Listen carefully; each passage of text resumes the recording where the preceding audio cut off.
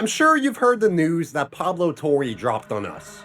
Kawhi Leonard got paid $28 million by a fraudulent tree planting finance company called Aspiration to do absolutely nothing. Zero social media posts, zero appearances, zero photos, zero work. Just straight cash. Where can I get a deal like that? Everyone's been pointing their fingers at Steve Ballmer, the Clippers owner who invested $50 million into the same company. The assumption is that the billionaire tech guy orchestrated some elaborate salary cap scheme. Except, that might be completely backwards. This looks, sounds, and smells like salary cap circumvention, and you'd be 100% right to think it was. But what if I told you it didn't happen the way you think it did? What if I told you that Dennis Robertson, Kawhi's uncle and handler, was a mastermind that extorted Aspiration and played Steve Ballmer like a fiddle? I'm Kyle, this is Basketball Business, and we're gonna try and find the truth on what may be one of the craziest stories in NBA history. Let's dive right in.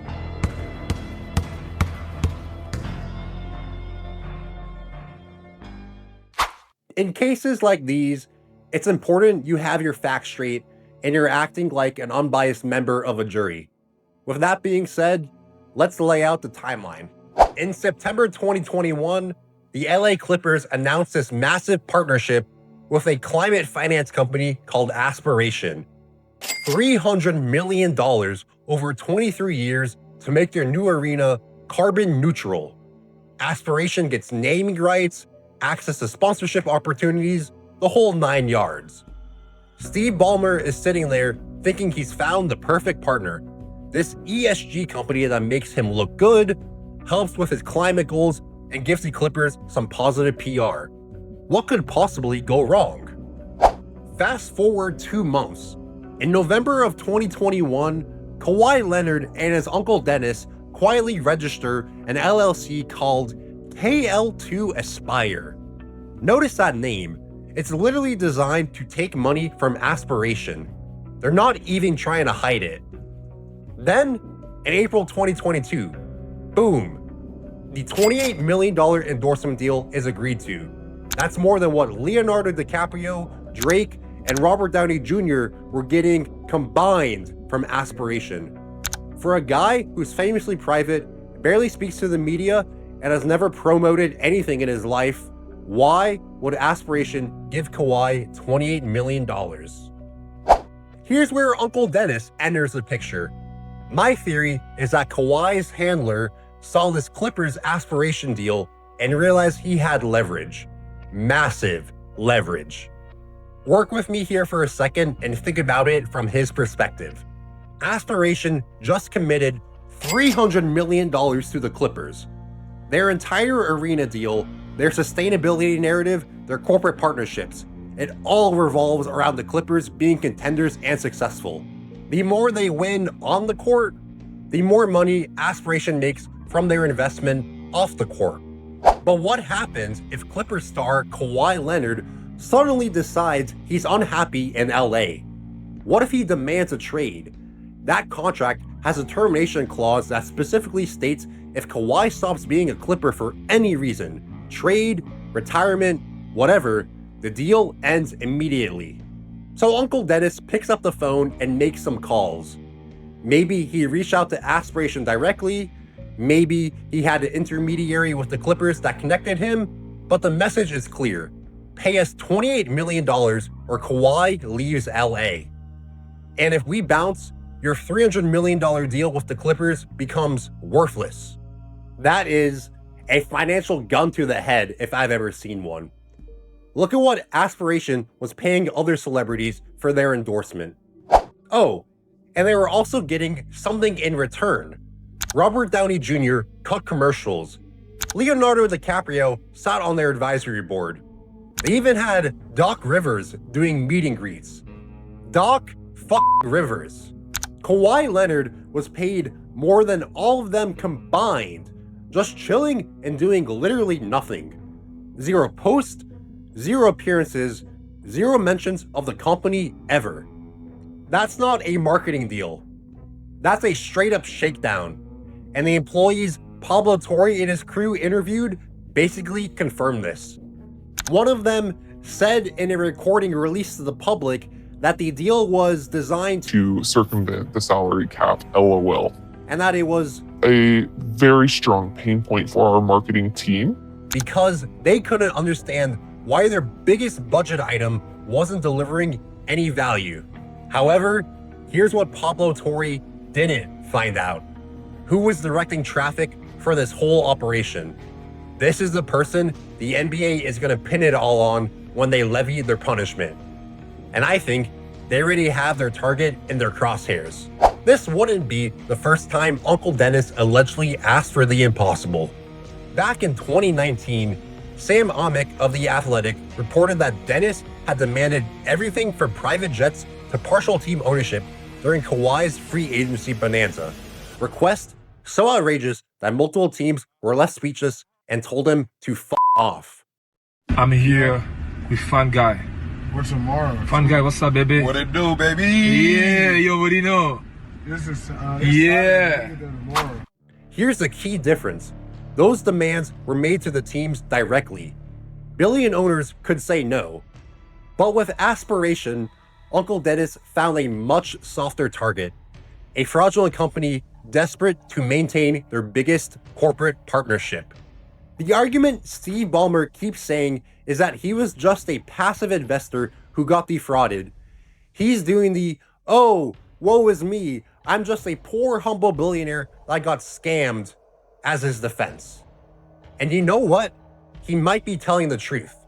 Not about the salary cap circumvention, that definitely happened, but about who was driving it. Ballmer's the kind of guy who micromanages toilet placement in his new arena, but somehow didn't notice the company he invested in and partnered with was paying his star player under the table. Unless he's blatantly lying to us, that doesn't add up. Or unless someone else was pulling the strings. The emails Pablo Torre presented to us demonstrate that Ballmer was enthusiastic about the Aspiration Clippers business deal. He was connecting CEOs, talking about their shared values, and genuinely believed in their climate change mission. That's not someone who's running a conspiracy. That sounds like someone who genuinely got played. Unless, of course, all of those emails are fake and Steve Ballmer is a super duper mastermind. Let's be real.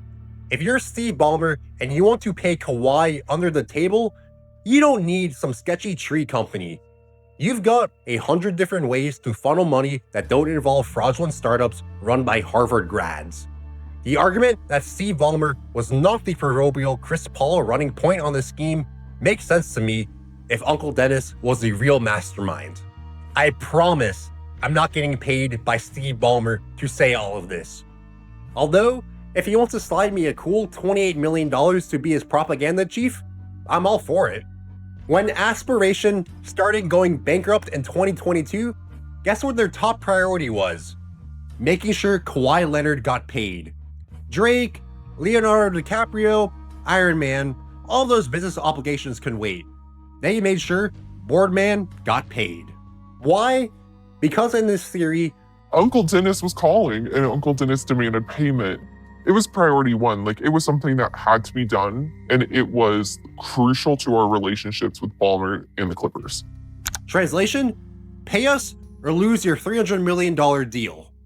That's textbook extortion. Give us money or we'll destroy your business relationship with our team owner. Now there's just one hole in this theory that I can't seem to figure out. How did Uncle Dennis get introduced to Aspiration in the first place and concoct this scheme? He's just this guy from Riverside, California that does basketball contracts. He's not some Silicon Valley ESG and investment titan. Someone had to make that introduction. Someone had to explain that Ballmer was investing in this company. Someone had to plant the idea that there was money to be extracted here. And that person is who they will throw under the bus if this theory is true, which I'm starting to believe that it is. No matter if this person is worth $150 or $150 billion. I have my thoughts on who the missing link is, but I'll save those for the deeper dive video on this saga that's coming soon. So make sure you're subscribed to Basketball Business to catch it when it drops. What I will speculate on, however, is the punishment. This is straight up salary cap circumvention. Adam Silver has said that is a cardinal sin and threatened everything from executive suspensions to voided contracts. Well, here's your evidence. An extra $28 million to do one thing: stay with the Clippers. I reviewed in depth what the CBA says about this, specifically Article 13, Sections 1 and 2, where salary cap circumvention is detailed.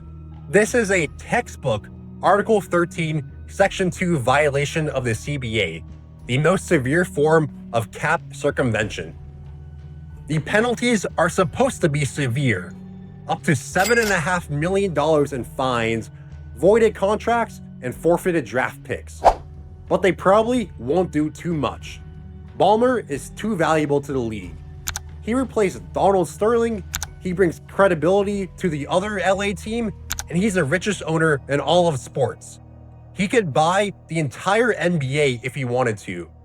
Fact is, Mark Cuban, the new Lakers owner, the new Celtics owner, you and me are worth less than him combined.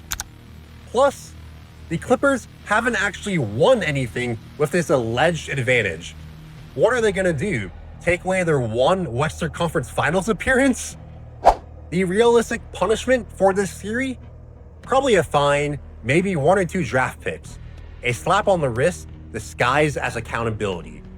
This case may be a textbook Article 13, Section 2 of the CBA violation, but do we really believe the owners will vote to punish one of their own to that level?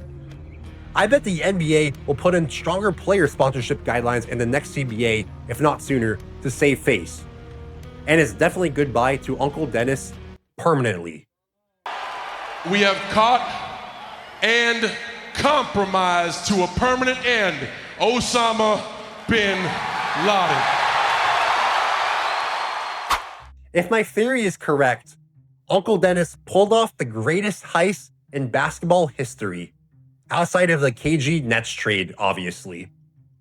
He exploited a billionaire's blind spot, took advantage of a corporate partnership, and made $28 million, all without his nephew lifting a finger.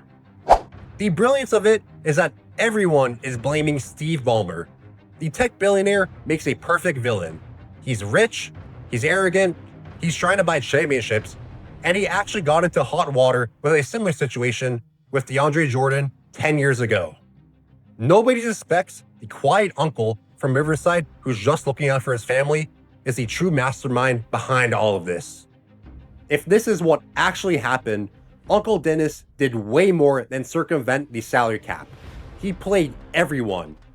Aspiration, the Clippers, Steve Ballmer, and the entire NBA.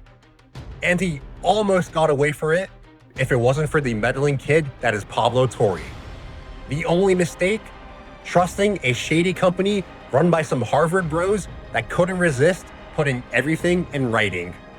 A lot more will come on this, so make sure you're subscribed to Basketball Business to be the first to know about any new updates. Thanks for watching this video, and I'll see you in the next one.